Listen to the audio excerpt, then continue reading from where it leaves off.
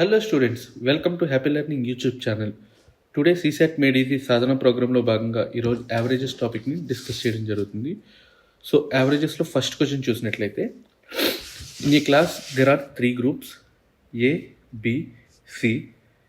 If one of the student from group A and 2 students from group B are shifted to group C అని ఇచ్చాడు. Then what happens to the average weight of the students of the class అన్నాడు. So ఇక్కడ చూసినట్లయితే student ఇన్నర్గానే shift అవ్వడం జరిగింది. అంటే 3 students are ABC, 1 student group ఏలో ఉన్న స్టూడెంట్, అలాగే 2 స్టూడెంట్స్ ఫ్రమ్ గ్రూప్ బి సికి షిఫ్ట్ అవ్వడం జరిగింది. దీనిలో 2 స్టూడెంట్స్, దీనిలో 1 స్టూడెంట్స్. ఇక్కడ మనం క్వశ్చన్ ఏం అడుగుతున్నాడంటే the average weight of the students in the class అని అన్నాడు. సో ఇన్ ద క్లాస్ అంటే no student going out of the class and no student is coming in to the class. So total weight అనేది ఎక్కడ change అవ్వదు. ఒక student రావడం జరగలేదు, అలాగే పోవడం జరగలేదు. ఆ క్లాస్లోనే ఉన్నారు కాబట్టి it remains the same. That is C option is the our answer. Next second question చూసినట్లయితే the average score of batsmen after his 50th innings was 46.4. After the 60th innings, the average score increased by 2.6. What was his average score in the last 10 innings అని చెప్పేసి అడగడం జరిగింది.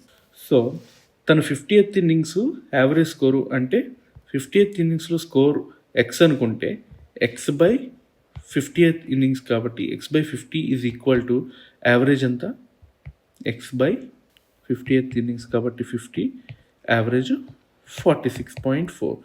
So దాన్ని బట్టి X equal to ఏం రాయొచ్చు, ఈ 50 ఇలా వెళ్ళినట్లయితే 46.4 ఇంటూ 50, ఈ 0 పాయింట్ ఉంటుంది కాబట్టి క్యాన్సిల్ అయ్యి 464 ఇంటూ 5 అవుతుంది. సో ఎక్స్ వాల్యూ 4 ఇంటూ 5 అంటే ఎప్పుడైనా మల్టిప్లై విత్ 5 చేసినప్పుడు ఏం చేయాలంటే ఇచ్చిన నెంబర్ని డివైడెడ్ బై 2 చేసి యావరేజ్ చేయడమే. సో 2, 3, 2, 0 యాడ్ చేయడమే. So 2, 3, 2, 0.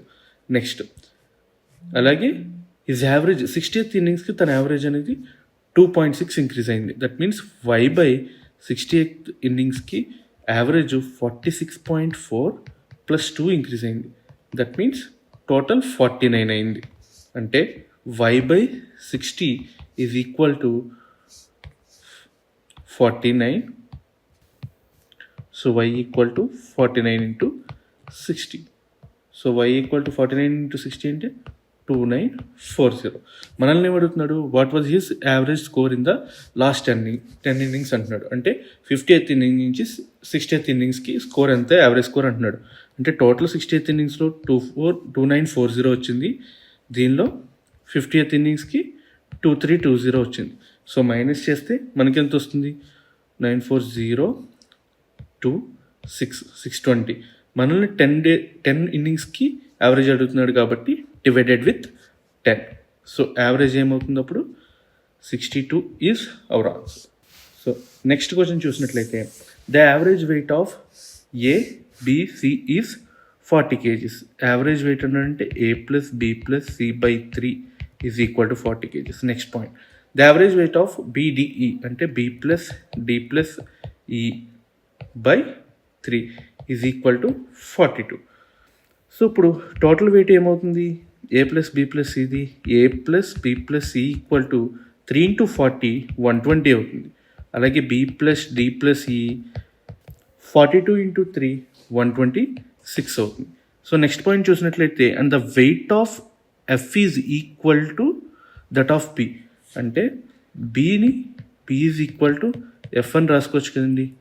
Next what is the average weight of ABCD EF అని చెప్పేసి అని అడిగాడు. So what is the average of ABCD F.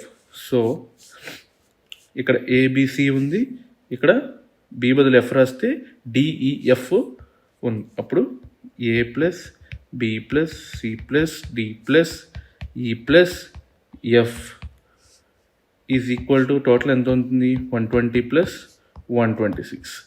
So total 246. So average wait ఏమవుతుంది, 246 డివైడ్ విత్ టోటల్ ఎన్ని 6 numbers కాబట్టి డివైడ్ 6. సో క్యాన్సిలేషన్ చేస్తే 41 kgs. 41 kgs is our answer. Next fourth question చూసినట్లయితే the average marks of 100 students are given to be 40. It was found later that marks of one student were 53 which were misread as 83 అని అన్నాడు. 53 which was misread as 83.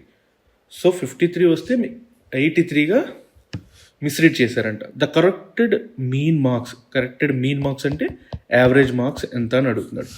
So average marks 100 students 40 అయితే total marks ఎంత అవుతుందండి? 100 into 40 that is equal to 4000. So 83. So misread చేసింది 83 and -53.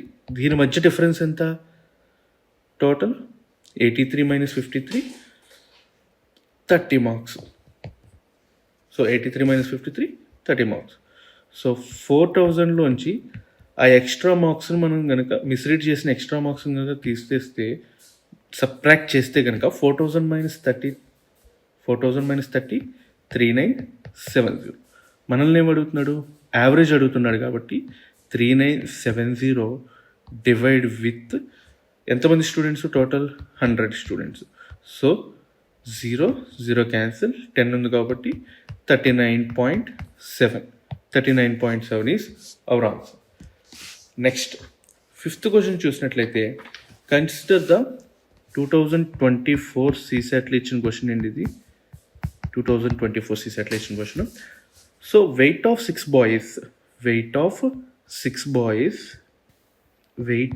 Boys is equal to weight of 7 girls is equal to weight of 3 men is equal to weight of 4 women అన్నాడు.